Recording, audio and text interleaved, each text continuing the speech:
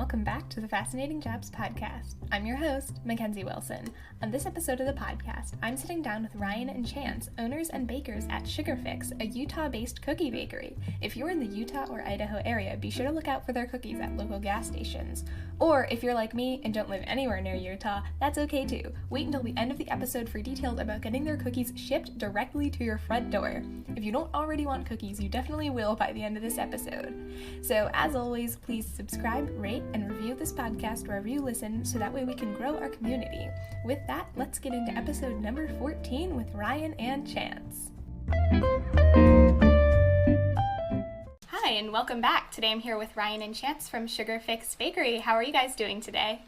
Good. How are you? Thanks. How are you? I'm good, thanks. So, do you guys want to briefly introduce yourselves and your business? My name is Ryan, like you said, and we are from Utah. And we own a bakery, me and Chance. We are engaged fiancés, and we own a bakery in Salt Lake City, Utah. Called Sugar Fix. Sugar Fix, yes.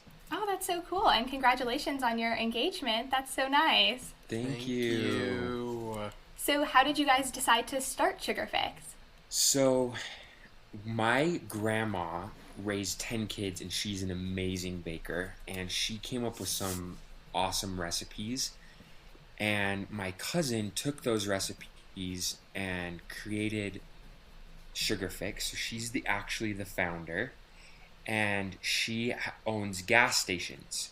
And so she started selling all of my grandma's cookies in her gas stations, and it took off like crazy, and other gas stations around the state wanted our cookies in their station as well. And so it kind of grew into this big thing that we are now super lucky to own and operate. Wow, that's super cool, and that's super interesting how you guys kind of started at the gas stations. So you guys will just like prepare the cookies in your bakery facility and then kind of mail them out to all of the different locations? Yeah, we deliver them to these different locations. Okay. So, Yeah, cool. So you mentioned that like your grandmother's recipes were kind of what inspired you to start making. So did she just like have cookie recipes, or kind of what was the idea behind just selling the cookies? Well, we knew my cousin, who's again the founder, she wanted a treat that could be in her gas stations like that people would really, really like. A homemade. Yeah, something like fresh homemade, something goods. fresh. And yeah, so that's why she decided to do it. And actually, we don't even have a storefront. Our only customers are gas stations. So we have our cases and our cookies in about 100 stations throughout all of Utah, Idaho, and down into Las Vegas. Wow, that's so cool. And I think that's super interesting how you guys kind of primarily operate out of like different gas stations and stuff like that. And that seems like a really good idea too, because usually like gas station food is just kind of like, I don't know, a Slurpee, or you don't get like Right. something nice and homemade. Yeah. Right, and the thing is too, is they're super cute. Like it's a flower with like cute icing. And so I think people go into these stations and they're like, oh wow, that is really cute and it looks super good. And so we feel really lucky to be behind like a really delicious and cute recipe from my grandma. Yeah, absolutely. And I think that's like just kind of like a thing is like if you're like on a long road trip and you like kind of stop there and you're like, wow, like I could just go for a homemade cookie right now. I know, I wish we had that in New Jersey. Yeah. Yeah, so what is your guys' favorite parts about running the business and making cookies and everything? Where to start? I think my favorite thing is kind of the freedom and the creativity that we have. It's nice that we are putting our whole effort into something that is ours, and also something that is kind of in Ryan's family. We love going into work. I am a big music person. I love going into work, plugging in my headphones, and just baking and listening to music. So I think that's one of my favorite parts, is the freedom, and kind of we have the say all. Yeah. Yeah, that does sound really cool, and you guys can kind of like come up with new flavors, and Yes. yeah, I know, I love baking too, so I totally understand where you're coming from. I think my favorite is that we're working with cookies. Like, cookies make everyone happy. It's not a serious thing. Like, if we ever do get a complaint, it's like, it's a cookie, and we can just remind them, like, it's a cookie. We're sorry that it's broken. Like, let's just move on. Like, it's not serious matters that we have to deal with. It's just cookies, and everyone loves cookies. Cookies put a smile on people's faces, so that's what we love, or at least that's what I love. Yeah, absolutely. Yeah, and I think that's, like, again, super cool how you guys are just kind of, like, bringing something, like, bright and cheery into places that might not necessarily be, like, where your first think is for, like, you know, a really good meal. But I think that's, like, really cool. So how do you guys kind of come up with new cookie flavor ideas? Because I know you started with your grandmother's cookie recipes, but are you still using those as you're coming up with new flavors, or do you kind of invent them yourselves? Yeah, so we have kept my grandma's cookie, like the main cookie, the top seller is my grandma's cookie. It's a flower shape and it's so good. It's a sugar cookie type thing, but it's has a few spins that just really make it stand out. And then we have these fun new recipes that we come up with every like what would you say? Every month we kind of like get a new cookie, maybe every 2 months, and we come up with those recipes by trial and error. We look online sometimes, we see some trends, and we put it into practice, or we try it in our own kitchen, and then if it turns out yummy and looks good, then we implement it and we sell it in our business. Also, it's crazy, the whole like coming up with new flavors.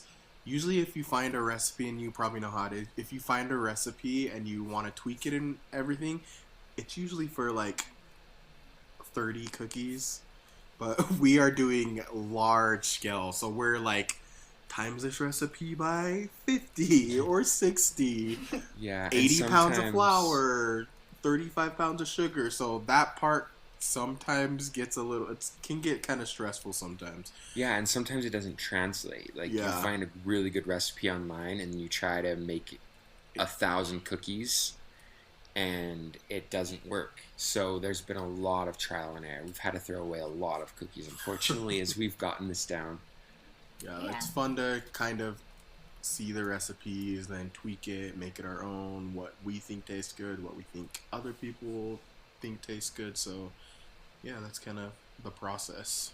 Yeah, that's super cool. And I think that like that's super cool how you guys are like making your own flavors, and you have like seasonal ones. Like I know you guys did like chocolate peppermint for the holidays. Yes. Or what were some other ones? The ginger snap was new, right? Ginger snap's new. Yeah, we did like a root beer float cookie kind of for Halloween. That was really fun. We have our pumpkin brown sugar, which I think is cool because I will be very honest, I have never heard of pumpkin brown sugar until we made a cookie, because usually a pumpkin cookie is pumpkin chocolate chip or just a pumpkin cookie. But the brown sugar frosting is the secret recipe, and it makes it taste so good. Yeah, it's pretty good.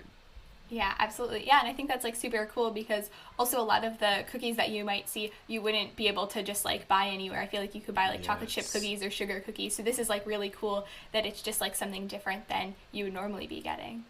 Yeah. So I have to ask, I don't know if this is like a thing that you guys have, but do you have like favorite flavors of your cookies, or oh my gosh, is it just like they're all the same? I have favorite flavors. Also, I tell Ryan and other people in the bakery that I'm like, I'm so sick of cookies. I don't want to eat another cookie. And they turn around and I'm eating a cookie. So he's always eating cookies. I have a problem. But I think our carrot cake cookie and our pumpkin brown sugar cookie may be my favorite ones. Ooh, so all like the fall cookies. Yes, I love those. We have a brownie cookie, and we changed the icing that goes on top, and that is my favorite cookie. That brownie cookie is so good, and it smells so good when it comes out of the oven. The whole bakery is just it just smells so good. It smells really good. Yeah, those sound so good. I kind of want cookies now, but yeah. So what's kind of like some challenges of running your business? Um, I think obviously we talked about like when we have a new cookie, trying to figure out the proportions. I guess I don't know if that's the right word. And then I don't know. There's a few working with your significant other or spouse can get kind of tricky, but we've kind of figured it out. We're still figuring it out. The For me, it would definitely be, well, coronavirus has thrown this massive. True. It's been so challenging because there's all these new guidelines we have to adhere by, and just there's just so much with coronavirus. It's been challenging. Yeah, we work together, and we also are engaged, so that's been challenging to try to figure out like how to make that work. And luckily, Chansey is the most amazing human, and he's super easy to get along with. But we've had to like come up with ways to bake and then Work life, home life, yeah, balanced. yeah, and we've got it down. And so, but getting to that point was a little bit challenging, and we're just so lucky that we've figured it out now. Yeah, absolutely. So, I mean, if you guys have any like strategies or anything that you'd share for like anybody else who's kind of going through the same thing that you guys are in terms of just like working together, but then also like, working with your significant other or spouse. I think, and it's something that we're working on, and it's advice from one of Ryan's aunts, is pick your thing. So, like, I need to pick something, and that will be my lane. Ryan will pick something, and that will be his lane. And both of us have kind of things that we work on, and trust the other to get it done, and trust the other that, you know what, they can do this. This is their thing that they're doing. I trust them. I will let them run with it. So just picking a lane, staying in it, and let the other pick their lane and stay in it. Yeah, and then coming home and having time where we're not talking about the bakery, we're not talking about business, and we can just chill and be together and talk about other things. That's been crucial as well. Yeah, absolutely. I mean, I don't know, I've had like one boyfriend in like middle school, so I don't know if I can relate as well, but that seems like really nice. And that's like really cool that you guys are able to work together, because I think that's some things that like some people just like totally can't do. So I think it's really cool that you guys are making that work. Yeah, we feel pretty lucky that because we understand too that not a lot of couples can make that work. We're literally with each other 24/7. Yeah. Like I always tell people, think about if you are married to a woman, like a husband and a wife. If the wife's going to the bathroom, they can go to the women's, men can go to the men's. But we are literally both men. We are with each other 24/7. Yeah, even in the bathroom. Even in the bathroom.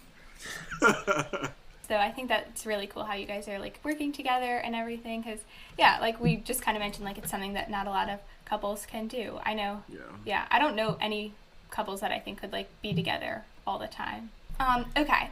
So, how have you guys been able to kind of like grow your business? How do you kind of like find new gas stations to sell at? So we feel really lucky because these cookies they sell really, really well. And so we walk into a lot of gas stations and we say, look, here's the numbers. Here's what you'll be making if you start selling our cookies. Here's all the benefits of the cookies. And we are really lucky because a lot of gas stations just eat it right up. And so, yeah, just approaching people and asking them to start selling our cookies has been really, really big. And we're pretty lucky. Yeah, I think another thing too, which has been so crazy and nothing we ever expected, is social media, or like TikTok. Some of the things we never thought we were going to be doing, but we are doing because of TikTok. And Yeah. Ryan is a lot better at the whole TikTok thing than I am. But it goes to show, like, the times 2020, 2021, whatever it is, social media plays a huge influence. It really does. Yeah, so how did you guys decide to start your TikTok, if that's been kind of the most popular? We had a neighbor who was posting and having a lot of fun. And shout out to you, Cameron. Yeah, our neighbor Cameron, she started posting and just kind of like posting about her day at work. And she's like, you guys should try it too. And so she came into the bakery one day and she started filming us, and we posted it, and we got millions of views, and we're like, oh dang, maybe we should try this. And then we kept posting, and it's crazy, like Chance said, it has helped our business so much. The opportunities that it's opened and the people we've been able to meet. I mean, that's how you found us, correct? Yeah. Yeah, so it's been really awesome. We're really lucky to have had success there, and we don't know how it happened. We have you no asked us idea how it happened, we could not tell you. Some algorithm picked us up one day, and now we have this really awesome dedicated following, and like I said, we've met so many people. It's awesome. Our followers are so cool too. I don't feel like there's really been anything negative. Yeah. So shout out to you. You're one of the followers. Yeah. I know, yeah, that's probably how I guys find you. My TikTok is like literally all baking videos. That's all I watch on. It's just all like food videos and lots of like memes. I don't know. It's just yeah. That. So do you guys have like a favorite like, you know, TikTok kind of like success? I don't know, like someone cool you've gotten to meet or something you've gotten to do, I don't know, because of your social media, if you have one. People have approached us now. This is Yeah, and they're like, whoa, you guys are the Sugar Fix boys or whatever.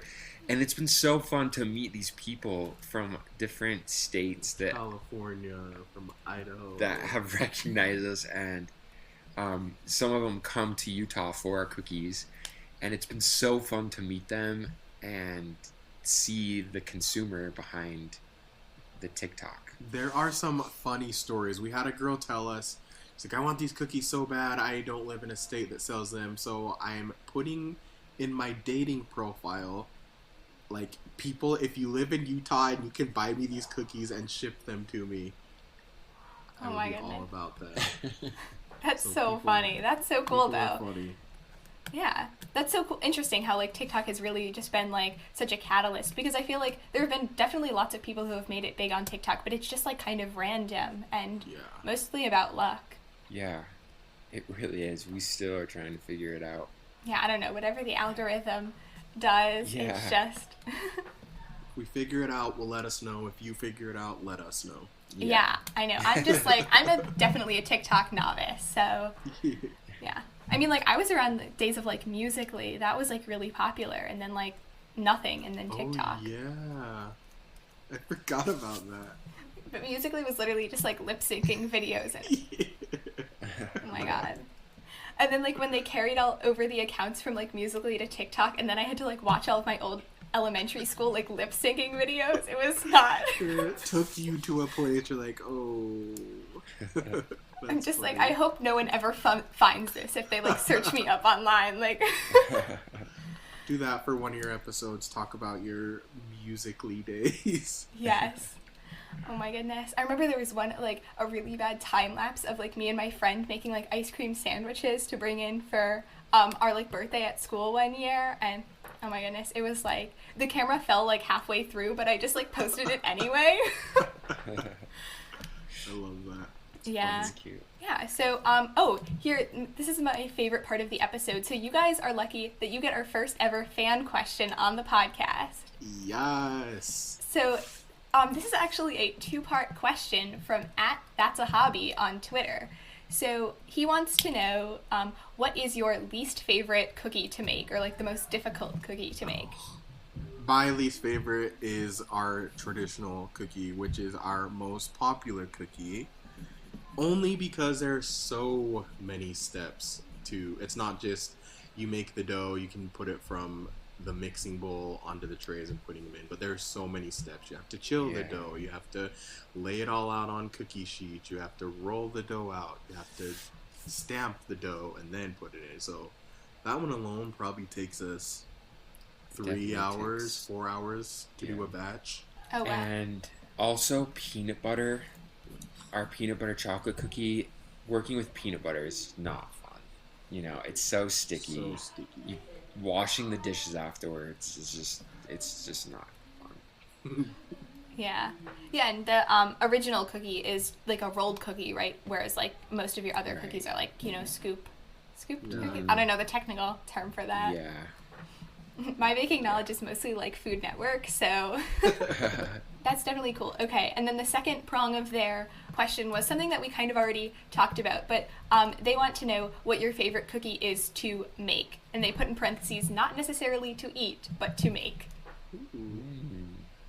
My favorite cookie to make, let's see, probably chocolate chip, because it's so easy. Chocolate chip Chocolate is really chip. easy. Root beer float was really Cookies easy. that don't require icing, we love to make just because icing is a whole other step that's challenging. So, our cookies that just come right out of the machine Drop that we cookies, can just bake and be done with, we really like those ones. But also, frosting can be fun too. So, yeah, I'd say We don't- chocolate chip or root beer. yeah. Those were super easy to make. Yeah, that's good. And sometimes just like it's good to go back to basics, like with the chocolate chip, just something Yes. simple. Do you guys have like a chewy chocolate chip cookie, or is it more crispy? Chewy. Chewy, Yeah, yeah. it's chewy. Yeah, I'm a It's chewy good. chocolate chip kind of person too. I don't know. There's like Tates that are like super thin and crispy. Do you prefer milk chocolate chips or semi-sweet chocolate chips? I'm semi-sweet. Really? I was milk chocolate, but over the last few weeks, we've just been messing with the chips in the dough. I think I might be semi-sweet now too. I used to be milk chocolate, but I love the semi-sweet. I feel like it kind of depends what kind of milk chocolate you have and like, you know, just like the quality of it. Like, I don't like the Nestle milk chocolate, but I like the Hershey. I don't know. I'm just like kind of picky, but yeah, I think like semi-sweet is better though because it doesn't make the cookie too sweet, but both can be Yes. good. Yes, I agree. So how has running your, I know we kind of touched on this before, but how has running your bakery kind of changed over the course of the pandemic? You know, the reason we messed with semi-sweet chocolate chips is because our supplier ran out of chocolate chips, milk chocolate chips. Yeah. And he said it's because of the coronavirus, like the factory or whatever. Also, the boxes that we send our cookies out in, the factory that makes those ran out of paper, the materials. There's like this backup. So all of those, and then some of our employees caught coronavirus and weren't able to come into work. It's been so challenging. Luckily, we haven't caught it, and luckily there hasn't been too many hiccups or holdups. So we're lucky there, but coronavirus has been wild, and it's crazy that it's not yet gone away. Yeah, and I feel like we're super lucky too because I feel like a lot of people have been put out of jobs, which is really sad. It's a real bummer. But like we said earlier, gas stations are kind of our niche market, and gas stations are not closing while coronavirus is a thing. So we've been staying pretty busy. Yeah. Yeah, that's definitely good. And I think that, like, if you're not flying somewhere, maybe more people are, I don't know if this is, like, a real thing, but maybe more people are, like, driving instead Road of tripping, flying. Yeah. Yep. I know, like, my friend took, like, an RV road trip with her family this summer for, like, 3 weeks. So I guess, Yeah. a lot of people have been road tripping and getting dogs, too. I know, like, 6 people have gotten We dogs. are getting a dog. We're getting a dog for Really? the first time. Yes. Oh, my goodness. And What we're kind so are you going to excited. get? He's a little Aussie doodle. And Aw. we're so excited. So our excited. our best friends have an Aussie doodle, and we just fell in love with him, and we found one that's available, and we're going to get him, and we're so excited. January. Yeah. Oh, my goodness. That's so nice. Well, good luck as first-time dog parents. Thank Thank you. you. We're so excited. Yeah, that's so cool. Yeah, adding to my list of people I know who've gotten dogs over like the course of Yeah. pandemic. Yeah, like Mhm. I just like see like all of our neighbors now just every morning walking their new dogs. Yeah, that will be us. Yeah. So I also thought that was interesting how you're bringing up like all of the different suppliers that you said that were kind of like going out of business, or not going out of business, but just kind of like running low on supplies. So how are you guys kind of like coping with that, especially with the boxes? It sounded kind of bad. Oh. We've had to. You can talk about boxes, but like vegetable oil was also a thing that went out of like Yeah. vegetable oil. So we usually order from like a somewhere that does bulk. So we'll get things like a vegetable oil thing that is like 20 pounds. Instead of that, we've been going to grocery stores and buying like little vegetable oil, just a ton, little things of chocolate chips. So we've had to kind of adjust and figure it out, but we've been able to do it. Yeah, and with our boxes, we had to call around, try to find a new box supplier, but everyone was going through the same problem, it sounded like. So we just had to wait, and we found like boxes that were there for the meantime, that we used for the meantime, and they were horrible, and our cookies were getting smashed because the boxes weren't strong enough. Yeah, it was rough. We just got a box order 2 days ago of the ones we usually use. It was literally like Christmas. Yeah, it was Christmas when those boxes came. I We didn't were know so you excited. could be so excited. We were about jumping boxes. up and down. Yeah. Yeah, definitely. I think that's so interesting, though, how at least you guys were able to find the vegetable oil and stuff at the grocery store, but I agree, the weirdest things have been going out of, I know, like, our neighbors were getting their garage doors done, and, like, the garage door factory was, like, having a problem because of coronavirus. Yes. Yeah, It's so strange. Yeah, I don't even know, like, what causes it, because it's not in, like, any specific industry or anything, but, yeah, I agree. And I'm glad that you guys have been able to kind of keep your business going, though, during coronavirus, because like you mentioned before, lots of people have been kind of going through hardships, but yeah, that's really good. Yeah, you feel blessed. So, I guess just kind of like moving on to the next segment, what qualities do you guys think that people need to kind of like effectively run a bakery? Drive, Yeah. motivation, A lot of hard work. organization. I think between the both of us, one possesses certain attributes that the other does. I guess not that the other doesn't, but Ryan is more organized than I am, for sure. I'm like really detail oriented. He's very detail oriented. When an order comes in, I make sure we have everything and all that kind of stuff. I feel, yeah. So, But we both bust our butts.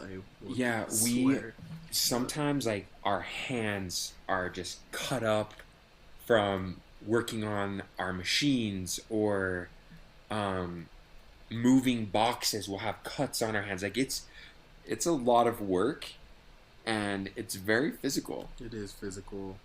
And our bodies are sore by the end of some of the days at the bakery. We lift a lot of boxes, and we're moving a lot of bags things. of flour. 50, yes. Sugar. Yeah, and also our trays are so heavy, and it's just a lot of physical work that you don't think would be a part of baking. And I guess it's because we do thousands and thousands of cookies a day that we have to be so physical.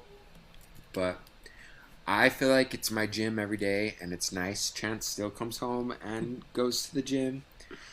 But yeah, it's very demanding. Also, I feel like we've had to make sure our workspace is a fun space, so we don't hate going into the bakery. So we have a couple employees. We try and have a good relationship with them, joke around with them, so we make sure we have a good time too. Yeah, absolutely. And I think that's kind of like one of the best parts, as you were explaining about owning your own business and kind of like being able to run it, is just that like you can kind of create like a fun environment and play music or, I don't know, hang out sometimes. Yes. But yeah, and that's definitely, as you mentioned, is kind of like really interesting that like not many people would know about like baking on such a large scale, is like how physical it is, because most people are like, oh, a cookie sheet's like, you know, yay big, like really small, but the ones that you guys have are like humongous. Massive. They're big, They yeah. are massive. Our mixing bowl is so heavy. Oh yeah, and lifting our mixing bowl up How into much do you think our mixing bowl weighs? to the washing bin it's so hard. It's probably like 100 pounds. It's probably 100 pounds. Yeah, I bet we our gotta mixing lift bowl's that 100 thing pounds. up, and yeah, it gets hard. Yeah. Oh my goodness, yeah. And you guys have like those humongous, like industrial sized mixers, correct? Mm-hmm. Also, dishes. Trying to do dishes on industrial side mixers, not the funnest. Yeah, good thing you guys are making cookies, and that's like kind of rewarding at the end. Yes, for sure. It's funny because I feel like people like to be our friends because they know we always have the cookies. We'll get invited to something and they'll be like, "Oh, and could you bring some cookies?" Or like people come over and they'll start looking around for the cookies. So, I mean, if it's something that we can contribute to friendship, then why not? Yeah. Yeah, that is funny. And I know, like, pre-COVID, I'd always have, like, a cookie exchange with my friends. So, do you guys get invited to a lot of those, or? I've never done a cookie exchange. I feel like we need to incorporate that, though, once the world gets back to somewhat normal. That'd be fun. Exchange. I'm going to put that on our list of things to do. Cool, yeah. Let me know how it goes. Cookie exchanges are so much fun. And I always end up eating way too many cookies, but, you know, it's all in good fun. Yes. Yeah, speaking of which, do you guys, like, get to eat the cookies as you're making them, or do you, like, only make them for orders and, like, never eat them? I tell Ryan every time we make dough or a cookie is baked that we should be trying everything so we know what is going out to people. I feel like I'm the one that's trying them most of the time. I don't eat Ryan the cookies. doesn't really eat the cookies. I eat the cookies to try them, and then also if I want a snack, there's cookies there, so I'm going to eat a cookie.